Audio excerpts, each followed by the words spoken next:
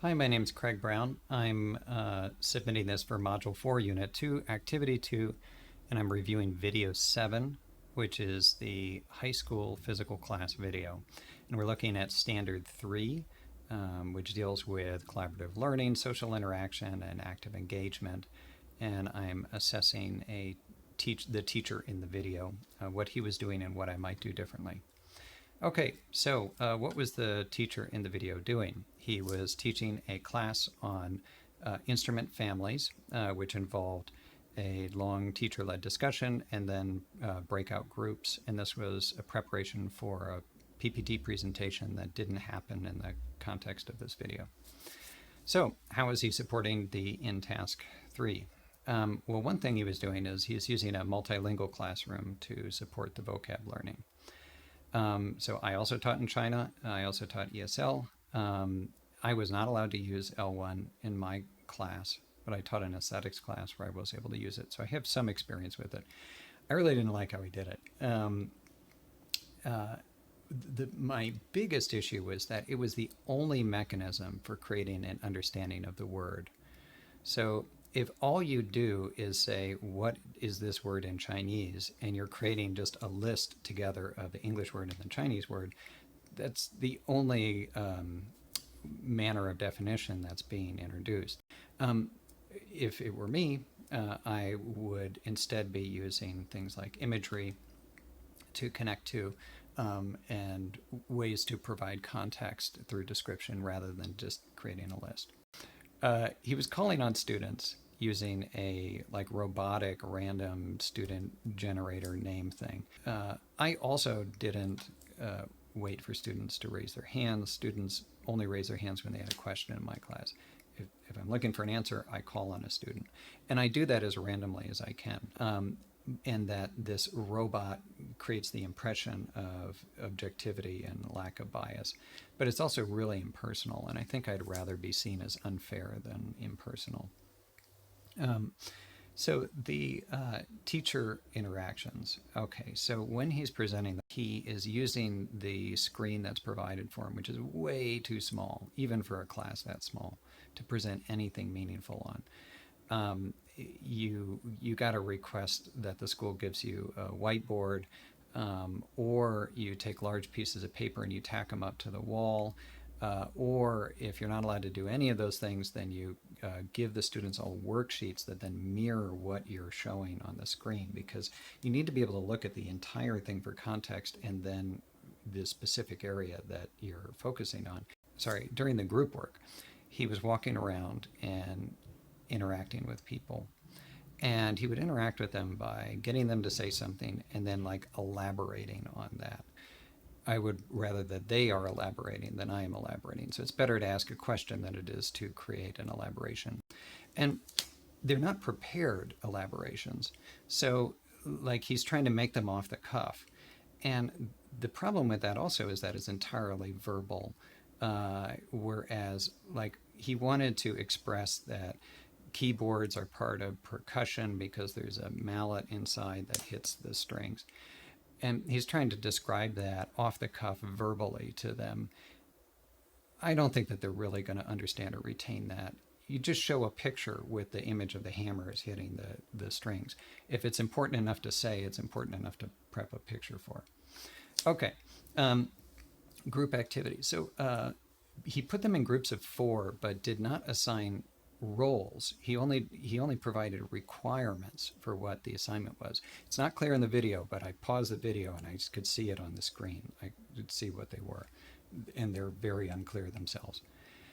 So this means that the roles were defined by the students.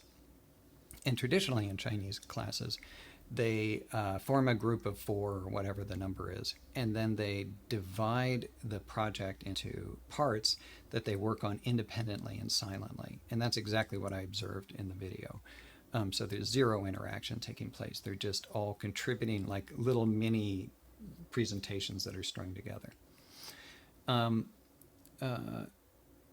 then how this presentation was actually made was not made clear by the requirements. So it'd be requirements like, what is the tonal range of the instrument, and how how does this instrument compare to other instruments, or interesting facts, question mark. But like, what do I do with this if I make it a PPT? Does this mean that I should do a side-by-side comparison of two instruments, like have two images next to each other, talk for 1 minute, mentioning 3 to 5 differences? Like, this kind of stuff is not laid out, and you're not going to get a good result in this presentation, and you're going to get highly variable results, which are not going to be helpful for students, especially because these PPTs are actually how they're learning about the instruments, because they're studying two instruments, or they're making a PPT for two instruments, not every instrument. And then these PPTs are not there to evaluate if they've learned something. They're there to teach the other students about whatever two instruments they have. And this is not a good way to interact with it, because just as no one wants to listen to anyone, including the teacher, give a PPT presentation on 100 instruments, nobody's going to want to listen to 10 kids give a presentation on two separate instruments, especially when they're of variable quality. So basically, he has no rubric. He has no positive and negative examples of what these presentations should look like. The other thing that bothers me is he started with this whole class activity, and it was basically filling out a vocab list, and it lasted for like 15 minutes. There's 8 minutes in the video, but these cutting, so you can guess it's like 15 minutes. I would not do that. Okay, long story short. I would start out with some kind of puzzle or activity where two students can work together and interact with each other. So maybe this would be something as simple as having, where they're matching the picture of the instrument to the name and the Chinese name with it, or the Chinese name and English name, or whatever. And then they take their work and compare what they did to another group. So then you've got 4 working together. And then we could put everyone walks up to the wall, and we've got, big papers up on the wall that have the different families, and they're trying to put things in there. That's going to give us a really good basis to have a class discussion. You don't do a class discussion item by item like that. It's a waste of their time. Okay, so the other thing was the physical space of the room. He had what I would have loved to have, which is like, 10 kids in class. I'd have like 30 or 40. And he has so much space in there. Why are they not in a circle or a semicircle or something where they're able to be more interactive with each other? Or in groups where they're all focused, facing in on each other. The students are also never standing. They're sitting the entire class. And so that's the problem with like not having things that are like posted up in the walls and in different areas and stuff. I mean, if it were me, I wouldn't even present it as a whole class, teacher-led whole class activity. You could do like, for the aesthetics class, like we could do an art walk, and you'd have different stations around the classroom, and people would actually walk through and gather their information with that. And then I'd assist people as they're going along. And then we can go into the group activities, various types of group activities. Okay, now the creating social and interactive activities, I think PPTs are not great for this.